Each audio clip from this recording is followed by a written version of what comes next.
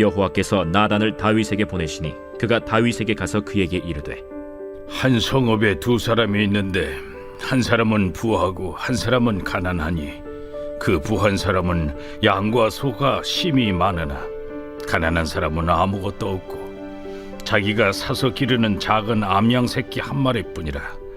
그 암양 새끼는 그와 그의 자식과 함께 자라며 그가 먹는 것을 먹으며 그의 잔으로 마시며 그의 품에 누움으로 그에게는 딸처럼 되었거늘 어떤 행인이 그 부자에게 오매 부자가 자기에게 온 행인을 위하여 자기의 양과 소를 아껴 잡지 아니하고 가난한 사람의 양 새끼를 빼앗아다가 자기에게 온 사람을 위하여 잡았나이다.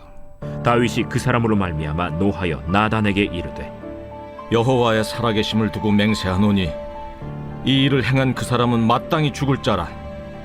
그가 불쌍히 여기지 아니하고 이런 일을 행하였으니 그 양 새끼를 4배나 갚아주어야 하리라. 나단이 다윗에게 이르되 당신이 그 사람이라. 이스라엘의 하나님 여호와께서 이와 같이 이르시기를 내가 너를 이스라엘 왕으로 기름 붓기 위하여 너를 사울의 손에서 구원하고 내 주인의 집을 내게 주고 내 주인의 아내들을 네 품에 두고 이스라엘과 유다 족속을 내게 맡겼느니라. 만일 그것이 부족하였을 것 같으면 내가 네게 이것저것을 더 주었으리라. 그러한데 어찌하여 내가 여호와의 말씀을 업신여기고 나보기에 악을 행하였느냐? 내가 칼로 햇사람 우리아를 치되 암몬 자손의 칼로 죽이고 그의 아내를 빼앗아 내 아내로 삼았도다. 이제 내가 나를 업신여기고 햇사람 우리아의 아내를 빼앗아 내 아내로 삼았은즉 칼이 내 집에서 영원토록 떠나지 아니하리라 하셨고 여호와께서 또 이와 같이 이르시기를 보라, 내가 너와 네 집에 재앙을 일으키고 내가 내 눈앞에서 네 아내를 빼앗아 네 이웃들에게 주리니 그 사람들이 네 아내들과 더불어 백주에 동침하리라. 너는 은밀히 행하였으나 나는 온 이스라엘 앞에서 백주의 이 일을 행하리라 하셨나이다. 내가 여호와께 죄를 범하였노라. 여호와께서도 당신의 죄를 사하셨나니 당신이 죽지 아니하려니와 이 일로 말미암아 여호와의 원수가 크게 비방할 거리를 얻게 하였으니 당신이 낳은 아이가 반드시 죽으리이다 하고 나단이 자기 집으로 돌아가니라. 우리아의 아내가 다윗에게 낳은 아이를 여호와께서 치심에 심히 앓는지라.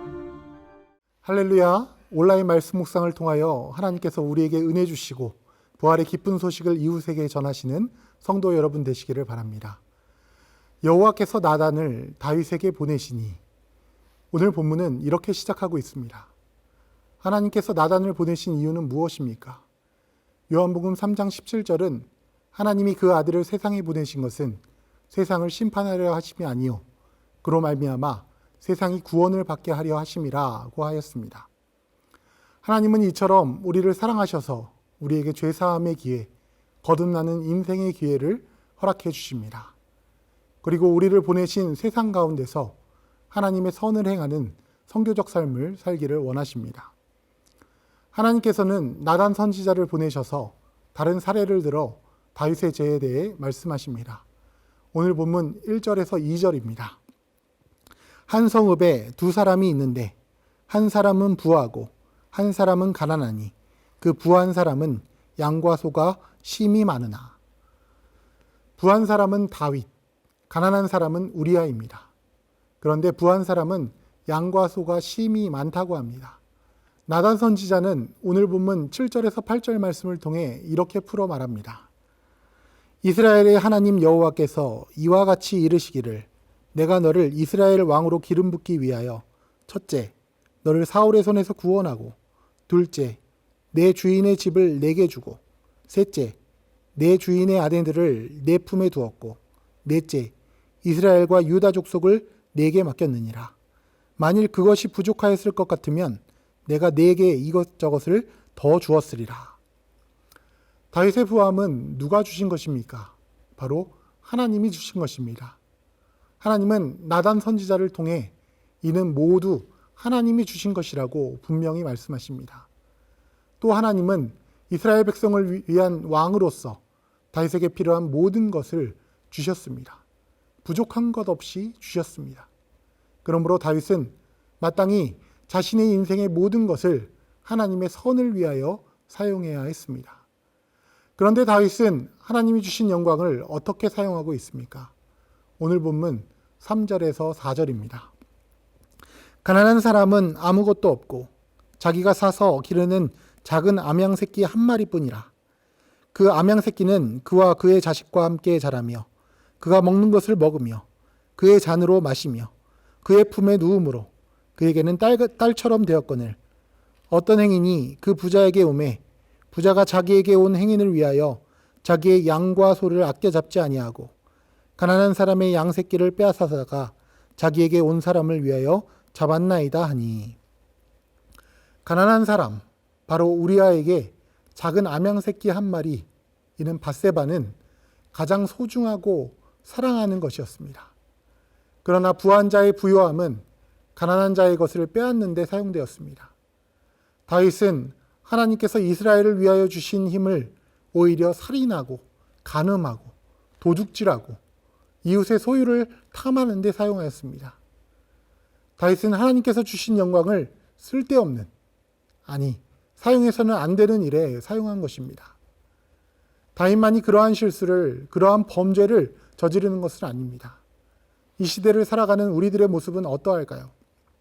사피엔스의 저자 유발 하라리는 인간 한 명이 석기 시대보다 지구의 자원을 57배나 많이 사용한다고 하였습니다.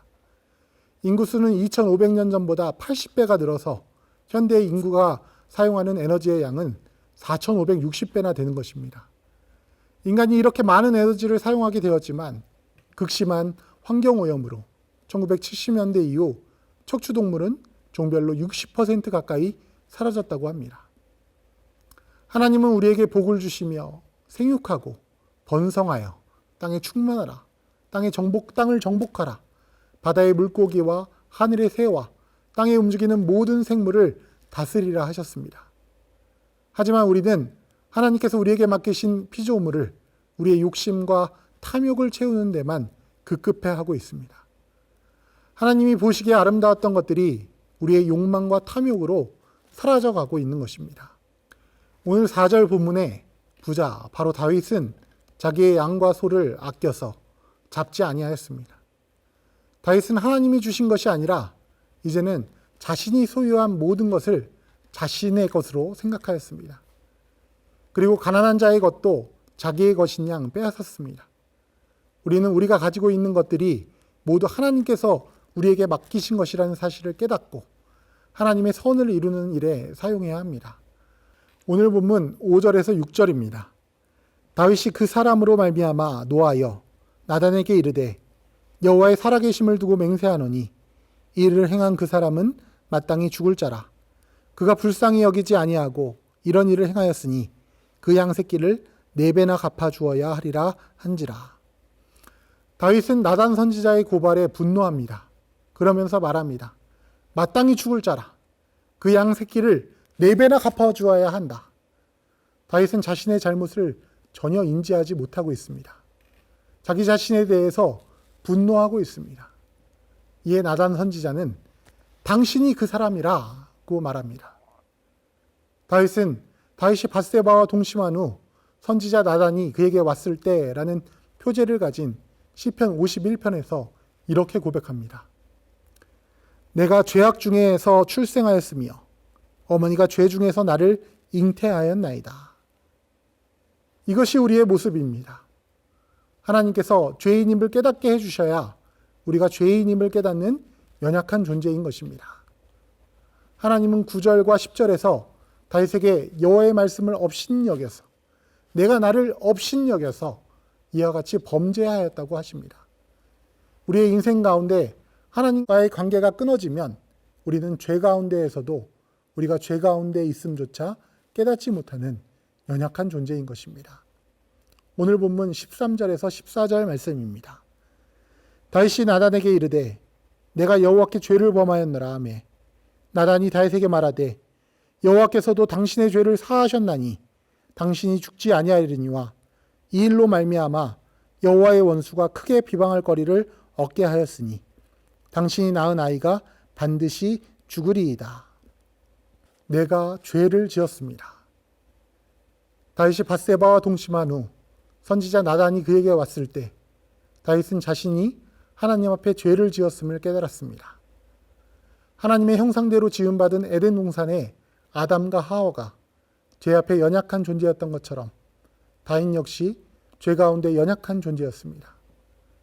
그러나 하나님 앞에서 자신들의 죄를 부인하고 숨었던 아담과 하와와는 달리 다윗은 나단 선지자로부터 하나님의 말씀을 전해 듣고 나는 하나님 앞에 죄를 지었습니다. 라고 고백합니다. 하나님은 다윗의 말을 듣자마자 다윗의 죄를 사하여 주십니다. 성도 여러분, 다윗에게 나단을 보내신 분은 하나님이십니다. 다윗은 나단 선지자를 통하여 다시 자신에게 말씀하시는 하나님을 만났습니다. 다윗이 죄인임을 깨닫게 하시는 분도 하나님이십니다. 이제 우리에게 필요한 것은 정직한 영을 새롭게 하소서라는 믿음의 고백입니다. 우리를 치유하시며 회복하시고 새롭게 창조하시는 이는 하나님이시라는 것을 명심하시기 바랍니다. 다윗이 자신이 죄인임을 깨닫고 시편 51편 내용으로 3가지 기도 제목으로 기도합니다. 첫째, 하나님이여 주의 인자를 따라 내게 은혜를 베푸시며 주의 많은 긍휼을 따라 내 죄악을 지워주소서. 둘째, 하나님이여 내 속에 정한 마음을 창조하시고 내 안에 정직한 영을 새롭게 하소서. 셋째, 그리하면 내가 범죄자에게 주의 도를 가르치리니 죄인들이 주께 돌아오리이다. 이 모든 기도의 제목을 이루시는 분도 하나님이심을 고백합니다. 정직한 영을 새롭게 하시는 하나님이 우리에게 주시는 회개의 기회를 붙잡고 하나님의 선을 행하는 주의 성도가 되어야 할 것입니다. 오늘의 1일 1선입니다. 혹시 나의 실수나 다툼으로 어려워진 관계가 있나요? 먼저 손을 내밀고 이웃과의 깨어졌던 관계를 회복해 보시는 것은 어떨까요? 기도하겠습니다. 사랑과 은혜의 하나님, 우리에게 은혜를 베푸시고 우리 죄를 고백할 때 우리 죄를 사하여 주시옵소서.